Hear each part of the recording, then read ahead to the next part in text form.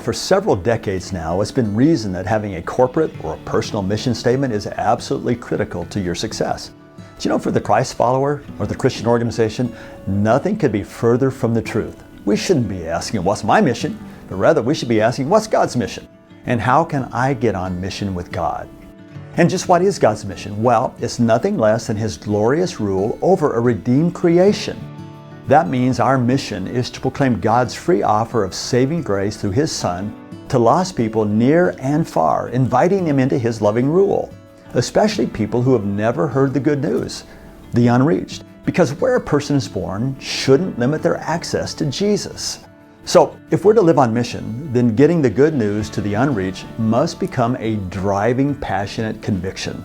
Now I say driving, passionate conviction because our sin nature is self-focused. We do our best to avoid the determination and the discomfort that being missional requires. But when you think about it, being on mission with God is actually kind of self-serving, really. I mean, you see, missions is the best way to get what you and I and everybody else desires: impact. You best multiply your life impact by being missional. Your greatest impact will be wherever you do missions. When you pray, give, go missionally to Asia, Africa, South America, wherever, people's response to Christ in those places is your influence over there. In a real sense, missions is simply you exporting your spiritual DNA to people afar.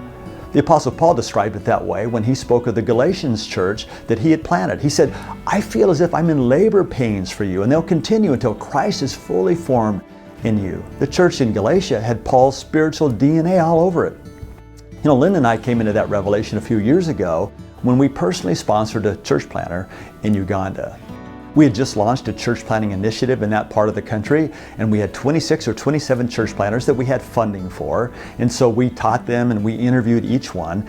Well, there was a couple that was helping to translate the interviews. And as they listened, God began to stir their hearts. And so they came to Linda at the end of it and they said, we believe that God is calling us to leave our job, leave our profession, and go out to one of these unreached villages to plant a church. Could we do that? Well, we had no more church planting resources. So Linda came to me and she said, Ray, this couple is really touched by God and I think they need to go. Can you and I personally sponsor them? Well, I said, of course, let's do it. And so we sent them out.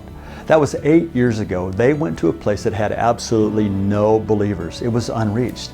Today, 8 years later, that church runs about 1,000, has a school of over 700, and they themselves have planted another 250 churches. It's incredible. Over 250,000 people who had never heard of Jesus Christ have received the gospel and are being discipled in their churches. And when we go back over there, they celebrate every time the fact that we were the conduit of bringing God's good news of eternal life through Jesus to them. And they've adopted our name. They've recognized us as their spiritual parents. Now they're making us proud spiritual grandparents.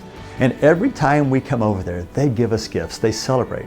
They're celebrating the gift of eternal life that we conduited to them. And so they give us chickens, they give us turkeys, they give us goats, they give us clothing, they give us fruit and eggs and all kinds of stuff. Nothing that we really need, but it's everything. It's the best that they have. They're simply saying thank you for us being the conduits of God's gift of eternal life to them. Linda and I have been planted in a new place. Do you want to live a life of eternal impact? Then live on mission. Through your praying for, your giving to, your going on mission, people will receive the gift of eternal life through Jesus. And throughout eternity, they will thank you for being God's conduit of amazing grace to them.